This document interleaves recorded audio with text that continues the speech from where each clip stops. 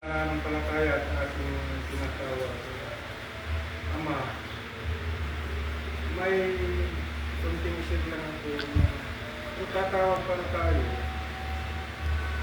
lalo na kung hindi tayo ng kaligtasan, kalakasan,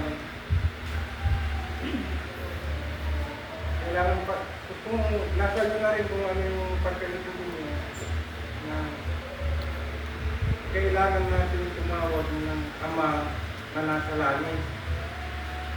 Kasi may nagsabi sa akin paliwanag na halimbawa, kailangan natin humingi ng tawad, kailangan humingi tayo ng kaligtasan, kailangan natin humingi ng tulong. Pagka binanggit natin yung Ama, maraming klaseng Ama na lalapit. May Ama tayo sa laman, may ama-amahan. Kaya pag pinilit na natin, nagtulad ng panalangin ng ating Panginoong Hesus, Ama namin nasa langit, yun yung laging buhat niya.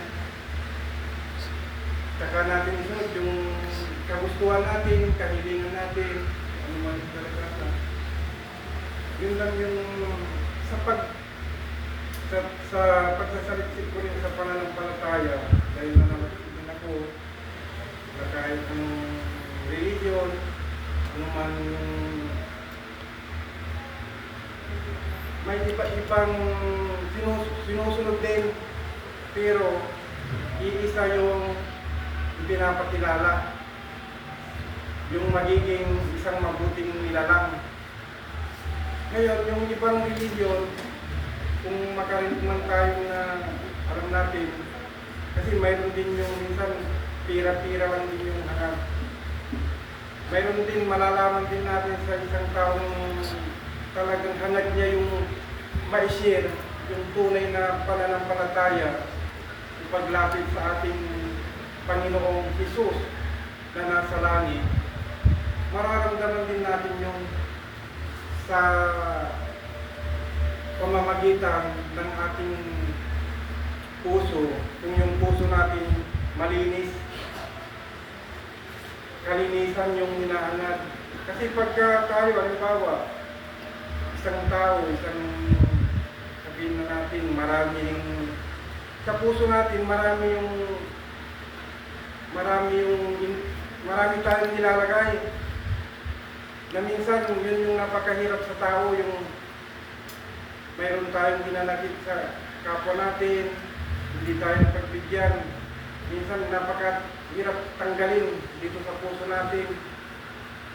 Pero kung tayo bilang talagang nananalig na humihingi ng kaligtasan sa ating Ama sa langit, matuto tayo na ito yung palaging malinis. Para yung pag tayo nagsalita, na tayo nag-share sa iba natin, kagagaya nito yung pagsisiran, mararamdaman din nila yung ano yung kalooban talaga natin. Kung nagmamalasakit tayo na may pakilala yung tamang pananalig sa kapwa din natin. Kasi napakahalaga yung maramdaman ayon sa salita natin na kung paano tayo naging, kung paano natin naabot yung antas ng pananalig sa tinatawag nating Ama sa kalangitan. Kailangan maramdaman din natin sa pamamagitan ng pagsasalita natin. Hindi lamang sa salita, kundi sa gawa. Sa paggawa pa lang, sa pagkilos, maramdaman na natin na yung taong nagsasalita, pati sa pagkilos pala, ipinadadama rin. Ang pagpapadama rin sa pagkilos, marunong tayong tumulong. Hindi lamang sa material na bagay, yung pagpapagaling sa may karamdaman, maraming bagay na pwede tayong makatulong sa physical na pagkilos. Dahil sa lahat ng mga naobserbahan ko, ang pinagagawain talaga ng spiritual yung pagtulong sa kapwa. Pagtulong, unang higit yung sarili din natin. Kasi yung sarili natin, doon tayo titignan din eh, kung na kaya natin tumulong o tayo yung tutulungan. Kaya habang malakas tayo at nakakalam ng mga bagay na kinalulugan ng Ama sa Langit, gawin natin. Kung makakaya natin gumawa din, kahit sabihin natin, lahat din naman tayo pwedeng manggamot. Kung yung unang-una, katawan nga natin ang sarili, gamutin natin yung katawan natin sa pamamagitan ng pagtawag. Yun nga yung tamang pagtawag, Ama namin nga sa langit, ipagkaloob mo sa akin ang kalakasan para makatulong sa aking kapwa. Yun yung importante natin papanggitin. Dahil mayroon naman tayong kalakasan. Yun nga lang minsan sa sarili natin, bakit ako tutulong? Kasi siya yung gumawa ng ano sa kumbaga, ang tao kasi habang hindi nakakaramdam ng sakit, patuloy sa paggawa minsan ng mga pinagbabawal. Kahit alam natin na mali, alam natin na masama sa kalusugan, minsan nagpapatuloy yan sa paggawa. Ngayon, pag nakaramdam na ng sama ng katawan, minsan kaya sila nakakalapit. Pero ang tinitignan ko talaga sa mga gumaganap ng spiritual, hindi nila tinitignan yung mga bagay na kahinaan ng tao. At may lumapit at kaya nilang tulungan, hindi lamang sa pagtulong, kundi kung paano din mabiyayaan ng tamang pananalig sa ating Ama sa Kalangitan. Yun yung pinaka-importante, na kung tinutulungan natin yung isang tao, sana may pakilala natin yung tamang pananalig o pagkilala sa ating Ama sa langit. Dahil yun po yung laging binabanggit ng ating Panginoong Hesus. Kahit magbuklat tayo ng banal na katulutan, kahit dun sa kanyang panalangin, lagi niya, Ama namin nasa langit. Pati yung pinaba niyang panalangin, lagi niyang binabanggit yung Ama sa langit. Dahil ang Ama natin sa kalangitan, maraming mga anak na anghel na siya rin yung tutulong sa atin. Pag binabanggit natin yung mga anghel sa kalangitan, matik yan, sila yung bababa. Kaya yun po yung kahalagahan na kailangan marunong tayong tumawag at ng tamang pagtawag sa ating Ama sa kalangitan, mga banal na espiritu na pinababa ng Ama sa langit. Yun lamang po kung ano yung pananampalataya natin na sa ngayon na alam natin tayo'y patungo sa kaliwanagan at hindi tayo patungo sa kawalan. Ipagpatuloy lang po natin sa bawat religion, malalaman natin kung ano yung dapat natin sundin at dapat natin hindi. Kahit saan, kahit ano yung pinapakilala, malalaman natin. Dahil ang taong may malinis na puso, may malasakit na maipakilala ang tamang aral, madali natin maunawaan ito. Binibigyan tayo ng katalinuhan ng ating Ama sa langit pagdating sa spiritual po. Yun lamang po, magpatuloy lamang po tayo sa kaliwanagan na tatanggin. Amen. Anong pangalan niyo?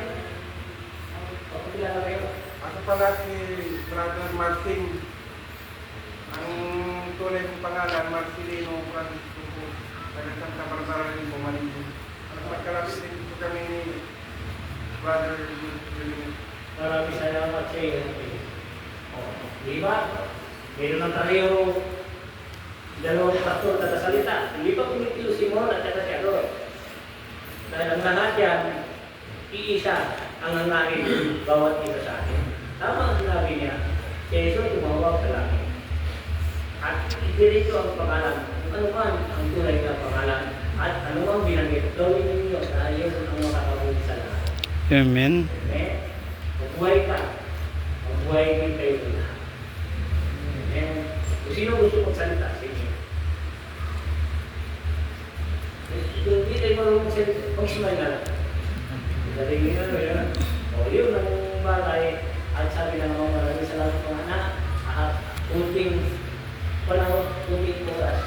At ginagalas sila ng Diyos Ama ng liwanag dito sa lupa. Ito ay nakakamatis. Sa langit. Sa liwanag ang pinatawag ng Jesus. Amen. Jesus, pati siya ay isa. Lahat kanya-kanyang padala sa lupa ng lahat tayo, intindihin natin kung ano man ang bagay para makabuti sa isa, makabuti sa lahat. At pag-ibig pa rin at aking baba pa rin ang dala natin. Doon na lang ang aming mga paliwanag sa inyo. Sa pangalan ng Jesus, kasi lang Ama ang talagitas. Lahat man ang manisay, pinadala nyo dito sa lupa. At mga kasamahan, pinadala nyo dito po. Maraming salamat at sila rin ang mga paliwanag para sa kanila. Nakakawa kayo ng aral para sa kanila, natuto kayo. At isipin ninyo ang lahat man ng bagay dahil dito. Yan ang binigay ng kaluluwa ng bawat isa sa atin. Amen. Sa pangalan ng Jesus.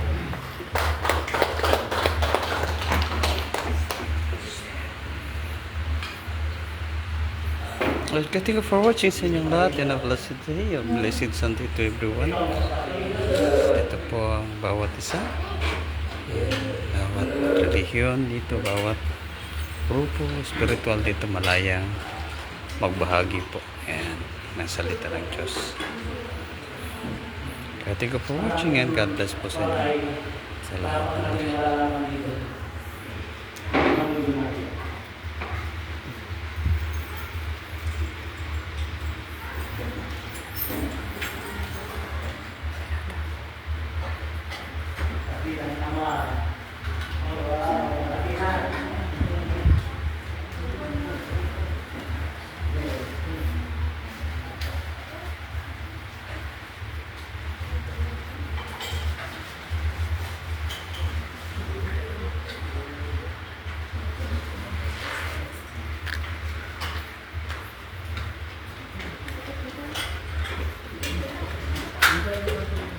Meron dito, October 30, araw ako, may misa dito, nakatinong ka, yung pagkakapon na kami pinagkita dito ayun rin ang puro ng araw.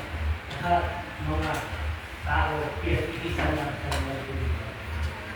Tama. So, si Patay, nagkakita na dito naman. Mahal siya dyan. Tumaw na ang birthday ko, gumawa na dito. Kada pinili si Pat, pumunta rin dito.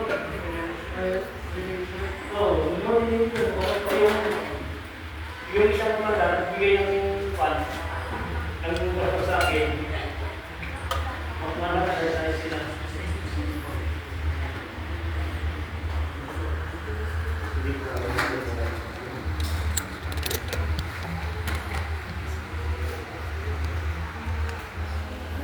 Alright.